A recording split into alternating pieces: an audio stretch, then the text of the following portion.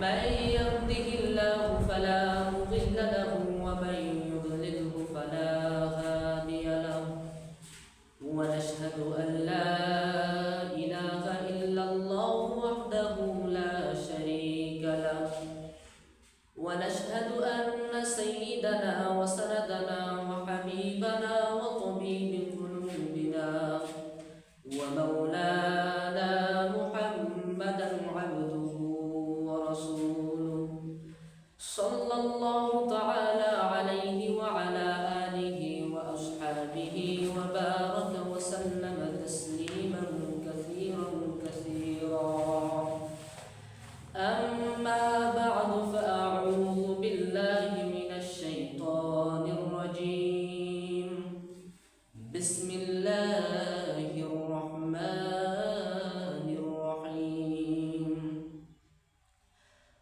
كل نفس ذائقة الموت وإنما توفون أجوركم يوم القيامة وقال رسول الله صلى الله عليه وسلم القبر روضة من رياض الجنة أو حفرة من حفر النار أو كما قال عليه الصلاة والسلام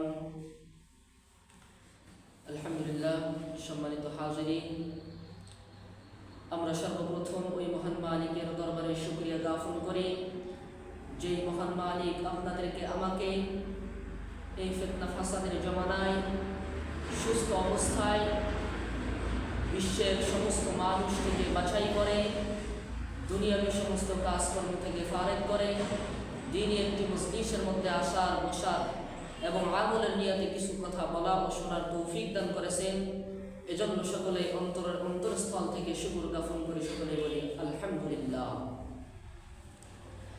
এবং ওই মহান মানব মুক্তির দূত যেনাকে সৃষ্টি না করলে আসমান জমিন পাহাড় পর্বত নদী নালা খালবিল কোনো কিছুই সৃষ্টি করা হতো না, সেই মহান মানবের প্রতি সকলেই অন্তরস্থল থেকে মহাব্বতের সহিত সকলেই বলি সাল্লাল্লাহু আলাইহি ওয়াসাল্লাম। তো মুহতারাম হাজিরিন, আমি আপনাদের সামনে যে আয়াতে কারিমা তেলাওয়াত করেছি এবং যে হাদিসের টুকরা তেলাওয়াত করেছি উক্ত আয়াত ও হাদিস এর উপর সামান্য কিছু বক্তব্য পেশ করব ইনশাআল্লাহ। তো মুহতারাম হাজিরিন, আমরা মানব জাতি, আমরা এক সময় ছিলাম না, বর্তমানে আছি, আবার ভবিষ্যতে একদিন থাকবো না। এটাই হায়াত, এটারই নাম জিন্দেগি, এটারই নাম জীবন, এটাই দুনিয়া। আমাদের সামনেই কত যুবক, নবযৌবনে উপনীত যুবক স্বপ্নের দোলনায় দুলিতে দুলিতে হঠাৎ একদিন সে এই পৃথিবী থেকে চলে গেল কবর দেশে। সেরকম আমাদেরকেও চলে যেতে হবে। কোন সময় কে কিভাবে চলে যাবে কেউ জানে না। আমাদের হায়াতের কারো কোনো নিশ্চয়তা নেই, আমাদের জীবনের কারো নিশ্চয়তা নেই। মানুষের জীবনের মধ্যে সব থেকে নিশ্চিত বিষয় হচ্ছে তার মৃত্যু। এই মৃত্যুকে অস্বীকার করার মতো কোনো জিনিস নেই। কেউ এই মৃত্যুকে অস্বীকার করতে পারে না, কারণ আল্লাহ রাব্বুল আলামিন এই মৃত্যুকে এত পরিমাণে দেখিয়েছেন মানুষের চোখের সামনে যা অস্বীকার করার কোনো প্রশ্ন ওঠে না। আর মানুষের জিন্দেগির মধ্যে সব থেকে অনিশ্চিত যে বিষয় সেটা হচ্ছে তার মৃত্যুর সময়। এজন্য ভাই, আমরা এই দুনিয়া ছেড়ে কে কখন চলে যাব কোনো ঠিক নেই। আমাদের জিন্দেগির, আমাদের হায়াতের কোনো নিশ্চয়তা নেই। আমরা কেউ পালাতে পারবো না, কেউ বাঁচতে পারবো না, সকলকেই চলে যেতে হবে। তো ভাই, আমরা যেহেতু বাঁচতেই পারবো না, আমাদেরকে যেহেতু চলে যেতেই হবে, তাহলে এরকম উদ্দেশ্যহীন কেন জীবনটাকে নষ্ট করে ফেলছে? আল্লাহ রাব্বুল আলামিন যে আমাদেরকে সৃষ্টি করেছেন, এই সৃষ্টির পিছনে অবশ্যই একটা উদ্দেশ্য রয়েছে। সেই উদ্দেশ্যটা হচ্ছে আল্লাহ রাব্বুল আলামিন কোরআনুল কারীমের মধ্যে ইরশাদ করেন, ওয়ামা খালাকতুল জিন্না ওয়াল ইনসা ইল্লা লিয়াবুদুন, আমি জিন ও মানব জাতিকে সৃষ্টি করেছি একমাত্র আমার ইবাদত করার জন্য। আল্লাহ রাব্বুল আলামিন আমাদেরকে সৃষ্টি করেছেন একমাত্র তার ইবাদতের জন্য, কিন্তু আমরা মানব জাতি আজকে সেই আল্লাহ রাব্বুল আলামিনের নিয়ামতের মধ্যে ডুবে থেকেও, আল্লাহ রাব্বুল আলামিনের নিয়ামত ভক্ষণ করেও আমরা সেই আল্লাহ রাব্বুল আলামিনের নাফরমানির মধ্যে লিপ্ত আছি। আল্লাহ রাব্বুল আলামিনের ইবাদত করা তো দূরের কথা, আমরা তার 24টা ঘন্টায় আমরা তার নাফরমানির মধ্যে লিপ্ত আছি। তো উপস্থিত মুহতারাম হাজিরিন, আল্লাহ রাব্বুল আলামিনের যে আমরা নিয়ামতগুলো ভক্ষণ করি, এই নিয়ামতগুলো অসংখ্য অগণিত নিয়ামত যা আমরা ভক্ষণ করি। আমরা আল্লাহ রাব্বুল আলামিনের দেয়া পানি পান করে বেঁচে থাকি, আল্লাহ রাব্বুল আলামিনের দেয়া খাদ্য পান খাই, এবং আল্লাহ রাব্বুল আলামিনের দেয়া শ্বাস গ্রহণ করে আমরা এই পৃথিবীতে বেঁচে থাকি। তো এত নিয়ামত ভক্ষণ করার পরেও আমরা সেই মালিকের ইবাদত না করে সেই মালিকের নাফরমানির মধ্যে লিপ্ত হয়ে আছি। আরো আপনারা একটু লক্ষ্য করে দেখবেন, বর্তমান আমরা যাদেরকে জাতির ভবিষ্যৎ বলে স্বীকৃতি প্রদান করি, যাদেরকে আমরা জাতির মেরুদণ্ড মনে করি, অর্থাৎ যুব সমাজ, আমাদের সমাজে এরকম একদল যুবক রয়েছে যারা মাত্র একটা মোবাইলের জন্য নিজের জীবনের মূল্যবান সময়গুলোকে নষ্ট করে ফেলছে। এরকম অসংখ্য যুবক আমাদের সমাজে রয়েছে যারা এই মোবাইলের পিছনে দিনের 24টা ঘন্টাই নষ্ট করে ফেলছে। এই মোবাইলের মধ্যে অশ্লীল দৃশ্য, বেহায়াপনা এবং বেগানা নারীর উলঙ্গ ছবি দেখে তারা সময়টাকে নষ্ট করে ফেলছে। এটাই কি আল্লাহ রাব্বুল আলামিনের সৃষ্টির উদ্দেশ্য? আল্লাহ কি এরকম আমাদের জীবনের মূল্যবান সময়গুলোকে নষ্ট করার জন্যই পাঠিয়েছেন? না, একটু চিন্তা করে ভাবেন, একটু ভাবেন, চিন্তা করে। আল্লাহ তো আমাদেরকে এজন্য পাঠান না, আল্লাহ পাঠিয়েছেন তার ইবাদত করার জন্য, তার সন্তুষ্টি অর্জনের জন্য। কিন্তু ভাই, আজকে আমরা কি করতেছি? আজকে যে মোবাইলের পিছনে আমরা নষ্ট করতেছি আমাদের মূল্যবান সময়গুলোকে, এই মোবাইল আমাদের কি কাজে আসবে বলেন আপনি? একটু গভীর মনোযোগ দিয়ে শুনে, গভীরভাবে একটু চিন্তা করে। আজকে আমরা যে মোবাইলের পেছনে সময় নষ্ট করতেছি, এই মোবাইলের সঙ্গে মহব্বত করে তুলেছি, এই মোবাইল আমাদের কোন কাজে আসবে ভাই? এক সময় আমরা যখন ছোট ছিলাম, নড়তে পারতাম না, কথা বলতে পারতাম না, উঠে দাঁড়াতেও পারতাম না, বসতেও পারতাম না, নিজের মনের ভাব প্রকাশ করতে পারতাম না। সেই দুর্বল অবস্থা থেকে কে আপনাকে সবল বানালো? কে আপনাকে শক্তি দান করলো? কে আপনাকে বাক শক্তি দিল? কে আপনাকে কর্ণশক্তি দিল, শ্রবণ শক্তি দিল? কে আপনাকে বুদ্ধি, মেধা দিল, মস্তিষ্ক দান করলো? আজকে সেই মালিকের কেমনে ভুলে? আজকে সেই মালিকের ভুলে এই মোবাইলের পিছনে, সামান্য একটা মোবাইলের পিছনে নিজের জীবনটাকে কেন নষ্ট করছে? কবরের প্রথম মঞ্জিল আখিরাত, যে রয়েছে আখিরাত, মৃত্যুর পরবর্তী জীবন, এই আখিরাতের প্রথম মঞ্জিল হচ্ছে কবর। এই কবরের মধ্যে যখন মুনকার নাকির আমাদেরকে 3টা প্রশ্ন করবে, সেই প্রশ্নের উত্তর কি আমাদের এই মোবাইল দিবে? ওই সময়, ওই কঠিন মুহূর্তে এই মোবাইল কি আমাদের কোনো কাজে আসবে? না, কোনো কাজে আসবে না।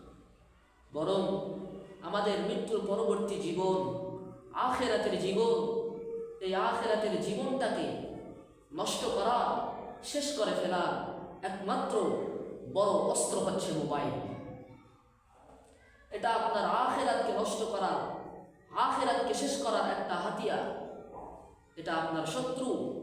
কিন্তু দেখেন আজকে নিজের এই শত্রুর সঙ্গে আমরা কেমন নির্বোধ, নিজের শত্রুর সঙ্গে আমরা নিজেই বন্ধুত্ব করে তুললাম। কেন ভাই? আমাদের জীবনের যে সময়গুলো রয়েছে এগুলোর কি মূল্য নেই?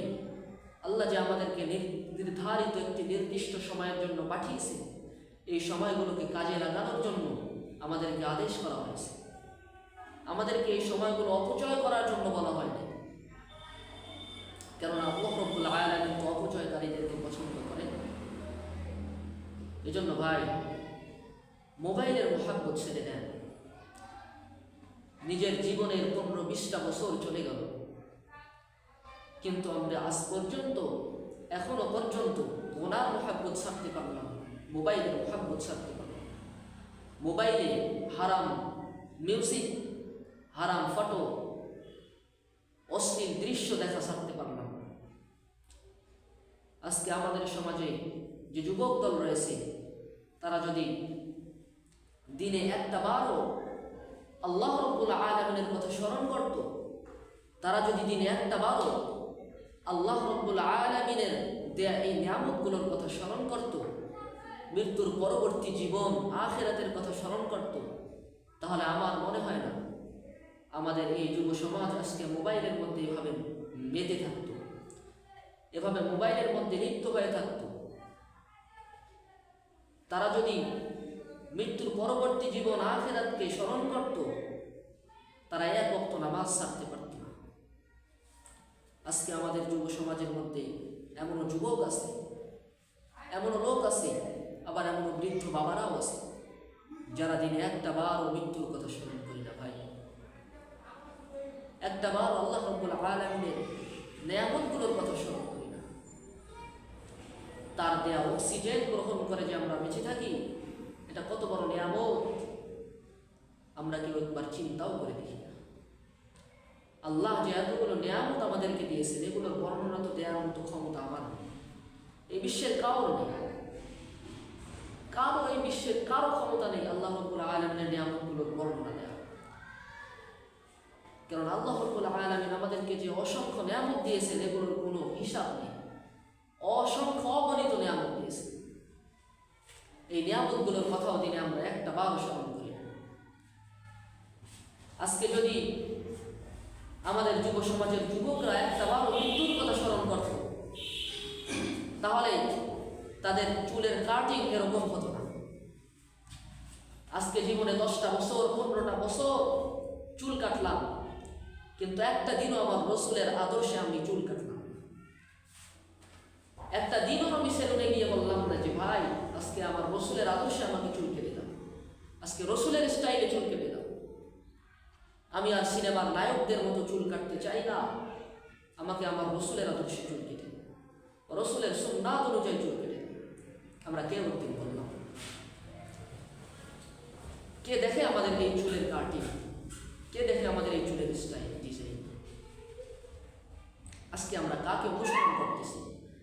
আজকে কাকে ছেড়ে আমরা কাকে অনুসরণ করতেছি? যে রসুল দীর্ঘ 23টা বছর আমাদের মতো এরকম গুনাহগার উম্মতের জন্য কেঁদেছেন, আজকে সেই রসুলের সুন্নাহ, আজকে সেই রসুলের জীবন আদর্শ আমরা মানতে রাজি নেই। বড় আফসোসের কথা যে রসুল মৃত্যুর সময় পর্যন্ত আমাদের জন্য কেঁদে গিয়েছে, মৃত্যুর সময়ও কান্না ছাড়েননি, এই উম্মতের জন্য মৃত্যুর সময়ও কেঁদেছে। আজকে সেই রসুলের আদর্শকে অনুসরণ করি না, আমরা সেই সিনেমার নায়ক নায়িকা নর্তকী তাদেরকে অনুসরণ করি।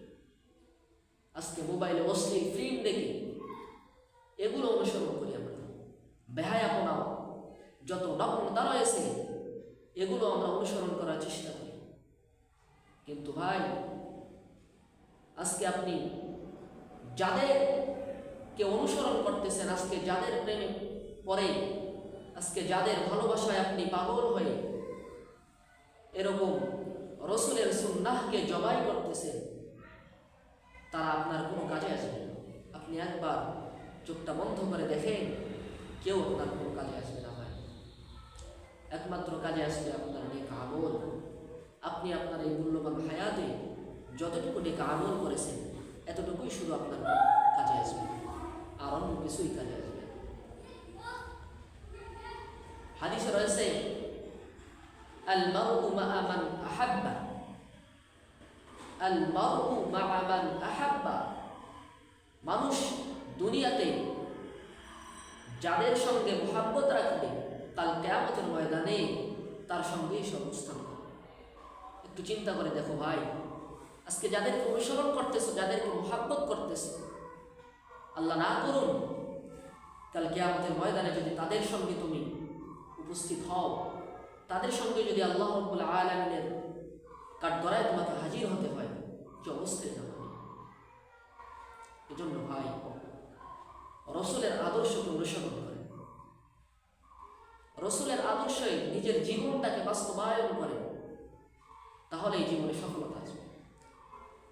আজকে অন্যের প্রেমে পাগল হয়ে এরকম অশ্লীলতা, বেহায়াপনা এবং গুনার মধ্যে লিপ্ত হওয়াটা এটা কোনো বুদ্ধিমানের কাজ নয়।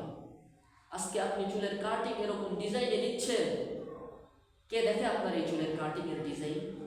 কে দেখে আপনার এই চুলের স্টাইল? কার প্রেমে আজকে আপনি পাগল হয়ে? আপনি কি জানেন আল্লাহ আপনার জন্য কি রেখেছে বাজেট? আল্লাহ আপনার জন্য কি বাজেট রেখেছে? হায় হায়, সর্বনিম্ন যেই জান্নাতটা আল্লাহ রাব্বুল আলামিন দিবেন, সেই জান্নাতটাও থাকবে 10টি দুনিয়ার সমান। চলে বলে সুবহানাল্লাহ, 10টি দুনিয়ার সমান।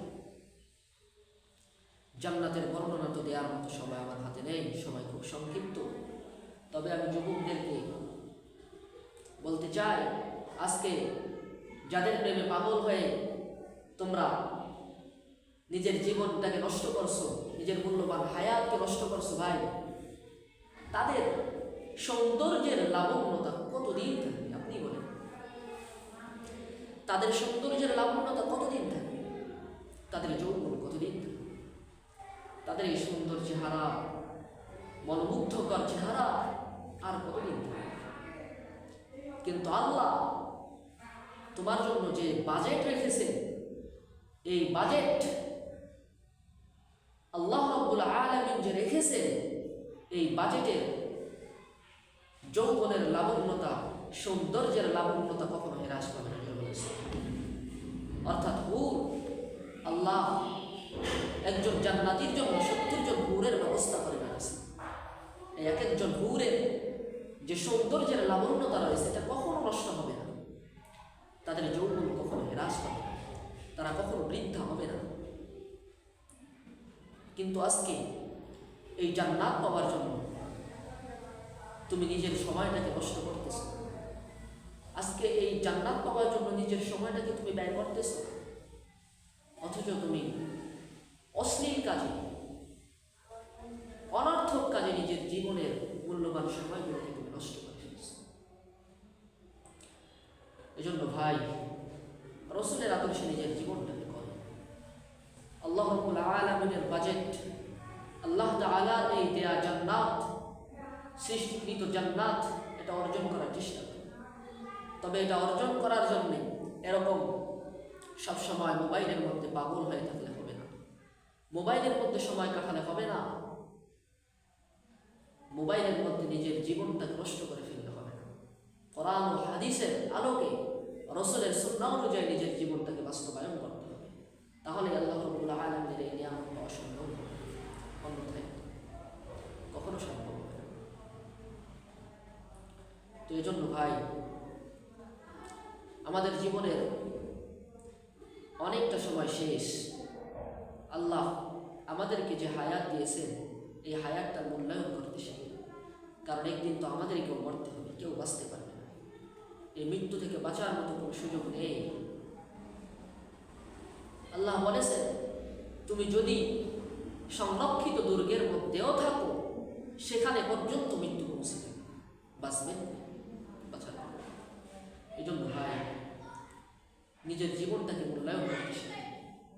আল্লাহ যে হায়াত দিয়েছেন, এই হায়াতটা আল্লাহ দুনিয়াকে গোছানোর জন্য দেয়নি, দুনিয়ার পিছনে ব্যয় করার জন্য দেয়নি। অথচ আমরা নির্বোধের মতো আজকে এই হায়াতটাকে, দুনিয়ার এই সাময়িক সময়ের সংক্ষিপ্ত জীবনটাকে শান্তিময় করার জন্য, সুখ শান্তিময় করার জন্য, আরামদায়ক করার জন্য